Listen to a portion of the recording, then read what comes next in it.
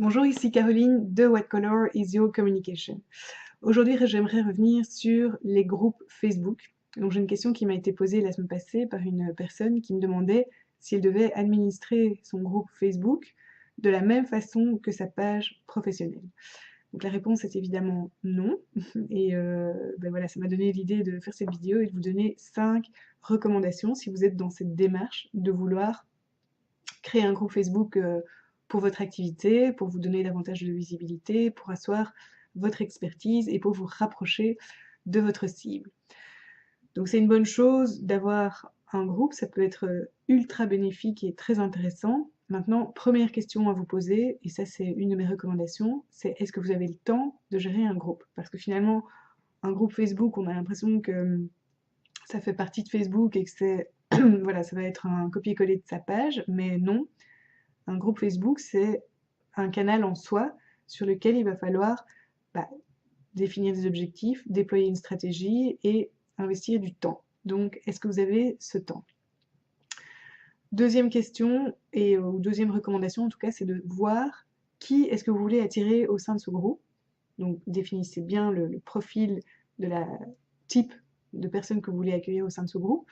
Et surtout, faites en sorte que ce soit suffisamment explicite pour les personnes pour qu'elles aient envie de rejoindre le groupe. Donc le nom du groupe, typiquement, devrait presque contenir la cible, ou en tout cas on devrait pouvoir comprendre à qui s'adresse le groupe et que ce nom soit suffisamment intéressant et attirant pour que les personnes aient envie d'y adhérer.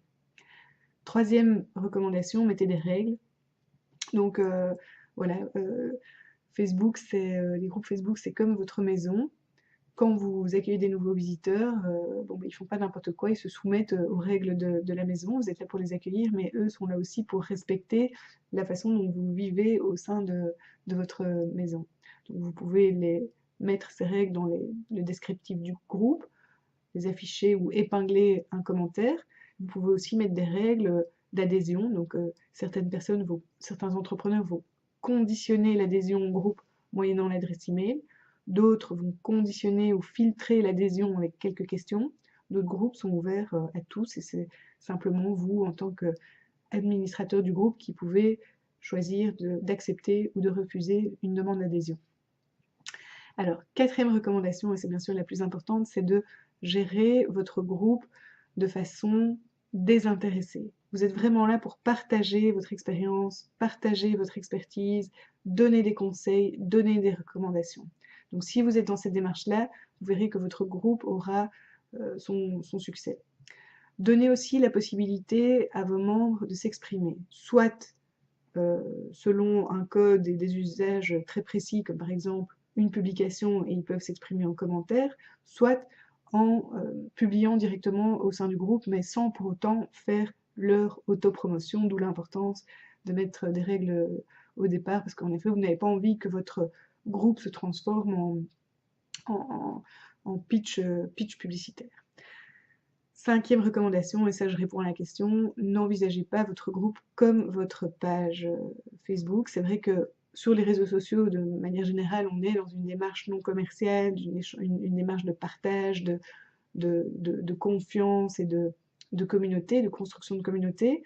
Mais néanmoins, voilà, sur la page, ça va encore plus loin. Vous devez être encore plus dans cet état d'esprit-là, parce que c'est sûr que si vous êtes trop commercial, vous allez faire fuir vos membres. Et au plus il y a de l'interaction sur votre groupe, au plus il y a des membres, au plus le groupe sera suggéré à d'autres personnes présentant un profil similaire aux membres actuels.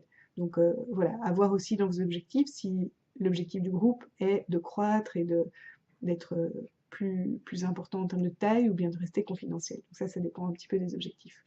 Voilà, en tout cas, j'espère que ce point sur les groupes et ces recommandations vous auront aidé, vous auront aussi donné envie d'explorer cet espace d'expression ou pas, sachant que voilà, il n'y a pas d'obligation, c'est pas nécessaire absolument. Si vous décidez d'investir vos efforts sur d'autres canaux ou sur d'autres réseaux, c'est très bien aussi, parce qu'en effet, à un moment donné, il y a des choix à faire, il y a des arbitrages.